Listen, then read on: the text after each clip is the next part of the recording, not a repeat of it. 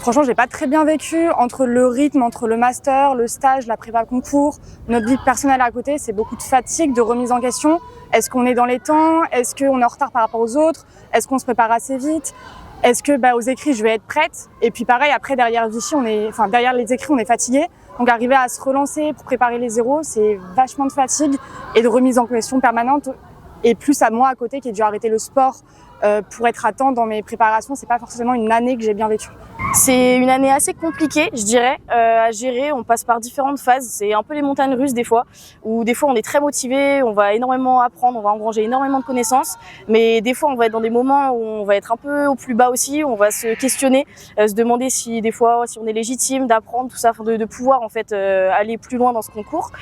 Sachant que moi j'ai une année un peu particulière. J'ai fait mon année en tant que ECA, donc c'est-à-dire que j'étais professeur contractuel à hauteur de 6 heures par semaine dans un établissement. Donc j'avais 2 classes à charge complète, donc j'étais professeur pour ces 2 classes. Et je dirais qu'avec ce statut, ça m'a permis vraiment de m'ancrer dans le concours, d'avoir un appui de terrain vraiment concret. Et je pense que ça m'a vraiment aidé. En fait, je suis pas de nature très stressée. Et étonnamment, j'ai pas trop stressé, notamment pour les écrits. J'étais assez détendu et je pense que ça m'a beaucoup servi. Toute l'année, j'ai été détendu. Pour les écrits, j'ai légèrement stressé, mais pas trop. Et bizarrement, en fait, j'ai commencé à stresser quand j'ai rendu ma dernière copie d'écrit 2. Donc, on passe l'écrit 1 le premier jour, l'écrit 2 le deuxième jour. Et en fait, j'ai commencé à stresser les 5 minutes après avoir passé la porte, être sorti de la salle d'écrit 2. Par contre, pour les oraux, ça a été un peu différent. En fait, j'ai beaucoup stressé toute la semaine parce que les oraux, voilà, c'est une semaine à Vichy. Et en fait, j'ai beaucoup stressé quand je suis en. Donc moi, j'ai pris un Airbnb. C'est vrai qu'à l'appartement, j'ai beaucoup stressé. Mais une fois que j'étais dans les oraux ou dans les pratiques, ça allait nickel. Mais c'est vrai que le stress était beaucoup présent à l'appartement quand je fais rien et que je repense beaucoup à ce que j'ai fait. Alors bizarrement, par rapport aux écrits, Vichy, ça s'est très bien passé. L'ambiance qu'il y a à Vichy, moi je l'ai super bien vécu, j'ai adoré ma semaine. En fait, j'y suis allée avec plusieurs personnes de la fac, on était 3. Et en fait, on s'est entraînés toute la semaine, même on était à l'hôtel, donc on rencontrait d'autres gens, d'autres facs. Et en fait, on apprenait à se connaître, on voyait comment les autres facs travaillaient, quelles références ils utilisaient, on voyait les différences. Et en fait, on a tous appris à se connaître. Et franchement, je suis sortie avec des bons amis derrière.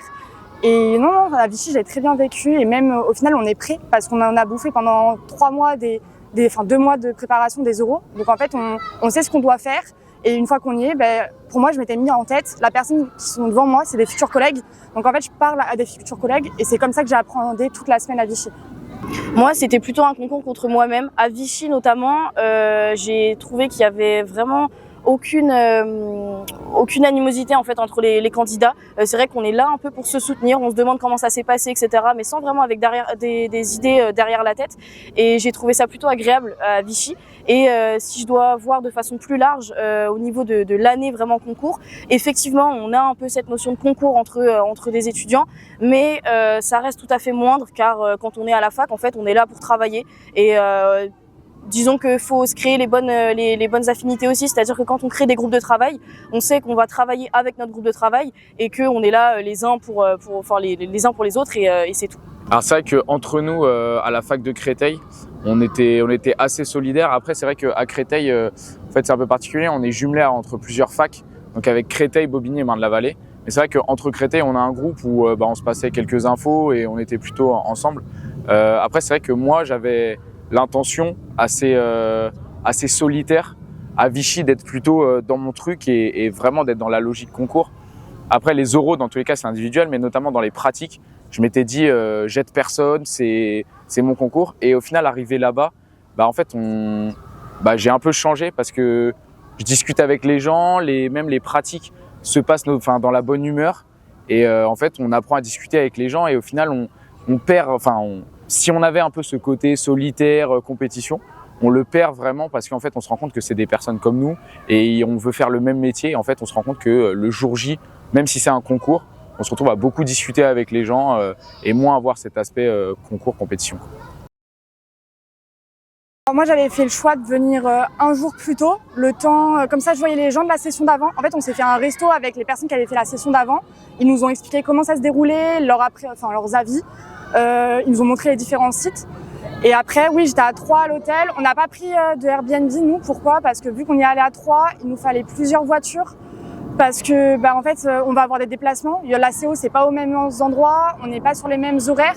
Donc, en fait, pour des logiques de praticité, on a préféré prendre au final un hôtel qu'un Airbnb. Et voilà. Moi, je suis arrivée le jour même, donc j'étais première session, donc je suis arrivée le dimanche. Je suis arrivée donc assez tôt avant ma réunion d'information qui était aux alentours de 14h30 pour récupérer mon Airbnb que j'avais pris la semaine. Je l'ai pris seule parce que j'étais la première semaine et que malheureusement j'avais pas de connaissances avec qui loger.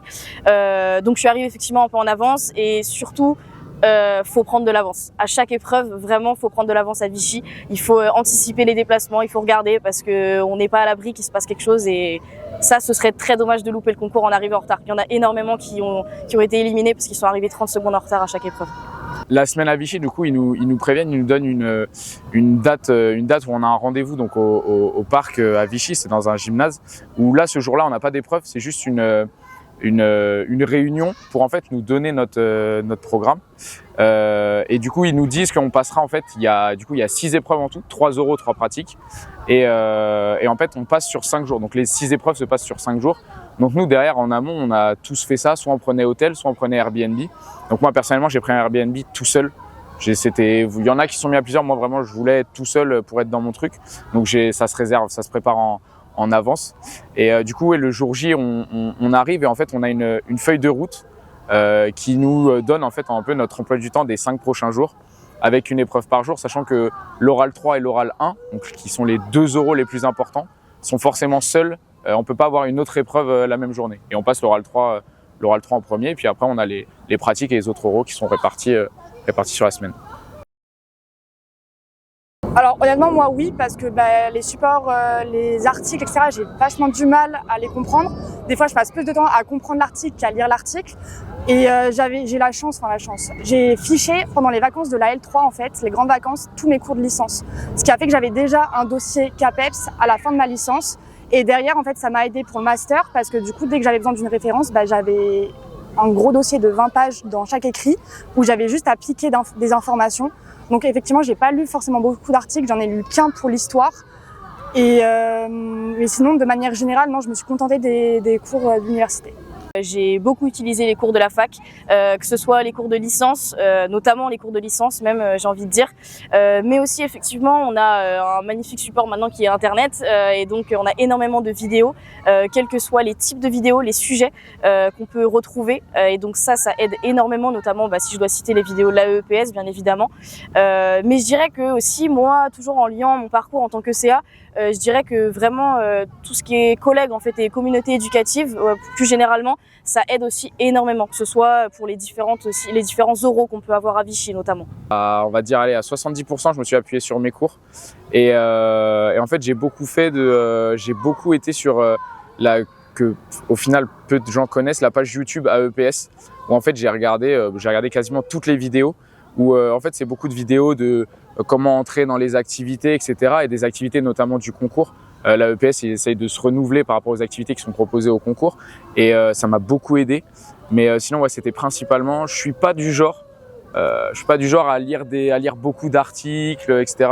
Mais par contre regarder des vidéos, ça me permet d'apprendre plein de choses sans que ça soit trop sérieux et que je m'ennuie vite. Donc je préfère, j'étais beaucoup sur les cours et sur AEPS. Et après, il y avait une chose que je faisais beaucoup aussi, c'est que dès que je faisais une APSA en stage, j'essayais de tout ce que j'avais en retour, etc., soit par ma tutrice, soit que moi, je me rendais compte.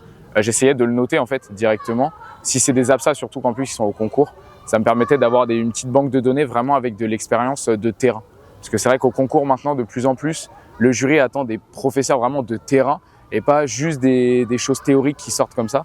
Du coup, je me suis dit que voilà, tout ce que j'allais pouvoir engranger comme expérience sur le terrain, fallait que je le note et que je le garde avec moi pour le concours. Alors que ça soit pour l'écrit ou pour l'écrit 1, écrit 2 et les oraux, moi j'avais fait le choix de travailler en groupe, donc on était 6. Sur les 6, il y en a 4 qui l'ont eu le concours. Et en fait, ce qu'on avait fait, c'est qu'on avait toujours on se partageait les choses à faire et après on se fixait un but. Ici, fin décembre, il faut que toutes nos fiches elles soient faites. Et en fait, ce qui se passait, c'est qu'on avait tous la même méthode, on avait la même trame de fiche. Donc en fait, ce qui faisait qu'on avait le même format. Quand je recevais une fiche de quelqu'un d'autre, j'avais pas de temps à me réhabituer à sa méthode ou à son format parce qu'en fait, c'était le même que j'utilisais. Donc en fait, pour tous les oraux, on avait un moment où on faisait la préparation de nos fiches et derrière, on s'entraînait. Pas forcément tous les 6 parce que ça fait un gros groupe, mais après, on était en binôme ou en trinôme. Et pour les écrits, du coup, moi, je faisais par exemple juste une problématique ou juste une sous-partie. Et mon binôme faisait la même chose. Après, on s'est échangé pour se les corriger. Et pour les oraux, même fonctionnement. On avait notre mois où on devait, juste après qu'on ait fini les écrits, on s'est dit, OK, jusqu'à ce qu'on ait l'admissibilité, il faut que toutes nos fiches elles soient faites. Donc en fait, moi, quand j'ai eu l'admissibilité, le fait qu'on me dise, t'as le droit d'aller à Vichy, toutes mes fiches étaient déjà faites, j'avais plus qu'à apprendre. Et à partir de là, on s'est remis en binôme ou en trinôme. Et là, c'était que des oraux version Vichy, où on était 2 jurys et une personne qui passait. Et débrouille-toi maintenant et fais ton oral. Alors tout au long de l'année, c'est vrai que du coup en étant SCA, j'ai mis un peu plus de temps à me mettre dedans. C'est-à-dire que les partiels sont arrivés très très vite en début d'année. J'avais pas forcément le temps de les préparer, mais je me suis mis un petit coup de pression, j'ai envie de dire, on va dire 1 mois et demi avant le concours. Et puis là, par contre, c'était du 8h 22h à la BU, et puis je faisais des fiches. Et au niveau préparation concours, moi j'ai une mémoire assez visuelle, donc en fait je faisais que écrire et puis j'ai appris comme ça tout simplement. Et beaucoup aussi de formulation de sujets, c'est-à-dire qu'on lit des sujets, on essaye de sujets flash, c'est-à-dire qu'on a des sujets flash, on lit le sujet, on essaye de se faire une problématique, on analyse très brièvement le sujet et ensuite on se fait une problématique même dans la tête et ensuite on se fait un plan. Et puis on fait ça pour plusieurs sujets et ça permet vraiment d'aborder une pluralité de sujets et ça aide vraiment pour les écrits. Chose dont je croyais pas forcément au départ, je me suis vraiment centré sur la méthodologie. Il y a beaucoup de professeurs qui nous disaient, vous verrez, aux écrits, aux oraux, c'est la méthodologie le plus important. J'avais un peu du mal à y croire, notamment en écrit 1 où on peut se dire quand même c'est peut-être pas forcément la méthodologie qui va primer, il y a besoin de connaissances, etc. Mais en fait, on se rend compte que c'est vraiment la méthodologie qui prime. Et là, tant pour les écrits que pour les oraux, en fait, avoir une méthodologie carrée, ça m'a permis, en fait, au moment des écrits et des oraux, d'être un peu comme à la maison. C'est-à-dire, j'avais ma méthodologie, j'ai vu le sujet, que ce soit pour les écrits ou pour les oraux. Voilà, je sais ce que j'ai à faire, je sais ce que je vais faire, j'ai mon plan. Et puis après, je remplis les cases. Donc forcément, il y a besoin de connaissances. Donc je révisais aussi pas mal. J'avais par exemple, en écrivant, j'avais un grand tableau avec plein de connaissances en fonction des dates, des périodes. Mais sinon, c'était vraiment très basé méthodologie. Et pareil pour les oraux. Au-delà de regarder les vidéos à EPS et d'avoir les cours, j'essayais d'avoir une méthodologie carrée. Et notamment, quand je me suis entraîné on a fait plusieurs simulations à la fac. J'essayais vraiment de me dire, là je suis au concours, qu'est-ce que je ferai au concours? Donc d'essayer de consolider cette méthodologie et ça m'a permis d'arriver au concours pour les oraux. Et en fait je me suis un peu senti, c'est pour ça que je disais que j'étais beaucoup stressé au Airbnb mais moins pendant les oraux parce qu'en fait je me sentais un peu comme à la maison. Et je pense que c'est le plus important, surtout ceux qui sont un peu de nature à stresser. Si vous avez une méthodologie carrée, vous arrivez en fait au concours et en fait vous avez l'impression d'être comme à l'entraînement entre guillemets et le stress en fait il diminue d'un coup. Je pense que je m'enfermerai pas autant parce que comme j'ai expliqué, j'ai arrêté le sport. Pendant 1 mois et demi, je venais plus aux entraînements. Et en fait, le fait de s'isoler, de plus voir le monde extérieur au CAPEPS, ça fait pas du bien au niveau mental, ça nous enferme. Après, c'est un choix qui a fonctionné vu que j'ai eu mon concours. Mais je pense que si j'aurais dû le repasser, j'aurais pas fait ce choix-là parce que au niveau mental, santé mentale, j'étais pas bien à la fin. Et on passe plusieurs jours. Moi, je sais que je me mettais au fond de mon lit, je voulais plus sortir parce que on est fatigué. Donc, je pense que c'est plus sur la vie extérieure où je verrais mes potes, je sortirais faire du sport parce que c'est vraiment quelque chose d'important à faire, je pense, quand on est en préparation concours. J'aurais changé potentiellement la façon dont je m'y suis prise pour travailler. C'est vrai que peut-être que j'aurais échelonné un petit peu plus les apprentissages. Après, je suis pas non plus déçue de ce que j'ai fait parce que je sais que c'est comme ça que je fonctionne. Je sais que moi, j'ai besoin de me mettre un petit coup de pression à la dernière minute. Donc moi, ça a fonctionné pour moi. Ça fonctionnera pas forcément pour d'autres personnes.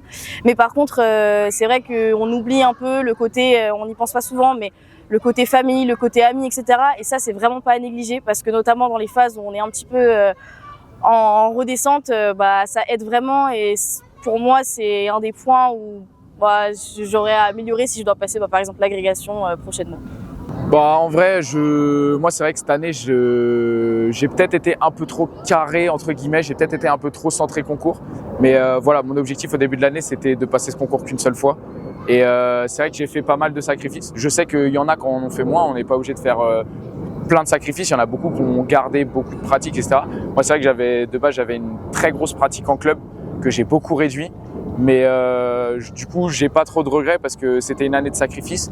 Mais c'est une année maintenant qui est derrière moi, donc je suis assez content de mon année. Et ben, je sais pas si ça serait du coup ne pas s'enfermer, mais je pense qu'au final, c'est plus travailler en groupe. Parce que le fait de travailler en groupe, on voit quand même du monde et au final, on sort après avec ces personnes en dehors quand on a du temps. Mais ne surtout pas rester enfermé seul toute l'année. Moi, je sais que c'est quelque chose que j'aurais pas très bien vécu. Après, pour certains de mes amis, ça a marché le fait d'être seul parce que ça leur convenait à leur façon de fonctionner. Mais moi, le fait de ne pas travailler en groupe, ça m'aurait tué. Le conseil pour moi, c'est une phrase que je me répétais à chaque épreuve, que ce soit pour les écrits ou pour les oraux. C'est vraiment lucidité et pragmatisme. C'est les deux mots, c'est les maîtres mots pour moi. Ça représente vraiment une attitude qu'on doit avoir. C'est oui, on a le droit d'être stressé, c'est normal, c'est un concours. Mais on peut aussi se donner, en fait, c'est en se donnant tous les moyens et vraiment en restant lucide qu'on peut apporter nos meilleures connaissances et être vraiment le plus efficace possible. Le conseil, bah voilà, comme j'en ai parlé, et moi ce qui m'a guidé, c'est vraiment penser méthodologie et se dire que voilà, moi j'étais à votre place et quand on me disait la méthodologie c'est le plus important, je disais c'est bizarre quand même, on est quand même sur un concours, faut sortir des contenus. Donc vraiment la méthodologie c'est le plus important. Et deuxième conseil, notamment pour l'écrit 2 et les oraux, maintenant on attend de voir un professeur. On n'attend pas de voir juste quelqu'un qui va débiter des contenus théoriques, etc. Notamment à l'oral 1, on attend un professeur on voit le professeur dans sa leçon. Et moi, ça m'a beaucoup guidé, oral 1, oral 2, oral 3, de me dire, bon, j'ai un cadre méthodologique, mais au bout d'un moment, voilà, qu'est-ce que je ferai en tant que professeur? Là, imaginez-vous sur le terrain au moment où vous faites les oraux, qu'est-ce que vous feriez sur le moment, sur l'instant T? Alors, pour les écrits, enfin surtout écrits, moi je me suis appuyée sur le seul ouvrage en fait que j'ai lu honnêtement, c'est l'ouvrage de Ditch qui est sorti, qui regroupe tout ce qui s'est passé les dernières années au niveau de l'histoire. Et après, pour tout ce qui est oraux, effectivement, les vidéos de YouTube sur l'AEPS, c'est les références que je me suis servie. Et après, honnêtement, sinon, c'était aller à la bibliothèque, regarder les activités qu'il y avait. Et après, je prenais les bouquins, je feuilletais. Mais j'avais pas un auteur phare dans chaque discipline. Moi, je dirais que c'est une référence que j'ai apprise lors de mes années de licence, même de L2, je crois. C'est une référence d'Avanzini qui date un petit peu de 1996, mais qui parle de la pédagogie différenciée et qui dit que l'origine de la pédagogie différenciée est à chercher dans le double constat d'une impossible homogénéisation et d'une impossible gestion équitable de l'hétérogénéité. Et je trouve que ça a été longtemps en fait une accroche que j'ai utilisée et ça m'a permis de répondre vraiment à un maximum de sujets. Et elle est peut-être ancienne, mais elle est toujours d'actualité. Et à chaque fois, je m'appuie sur ça pour effectivement nuancer et apporter des propos différents dans chacune de mes copies. Alors c'est vrai, voilà, comme j'ai dit, je suis pas de nature à lire beaucoup d'articles, mais pour moi, les deux trucs qui m'ont beaucoup aidé, c'est la page YouTube AEPS, avec notamment plein de vidéos où il y a des côtés théoriques, mais aussi beaucoup de côtés pratiques et qui permettent vraiment de voir sur le terrain. Et une deuxième chose, parce que l'idée, c'est aux oraux, notamment à l'écrit 2, on attend d'un professeur qui fasse apprendre les élèves. Et je pense que tout ce qui est sur les théories de l'apprentissage, il n'y a pas besoin d'avoir plein de connaissances, mais histoire d'avoir 2-3 théories de l'apprentissage, je pense que c'est le plus important. Donc je dirais théorie de l'apprentissage et tout ce qui est vidéo AEPS de la page YouTube.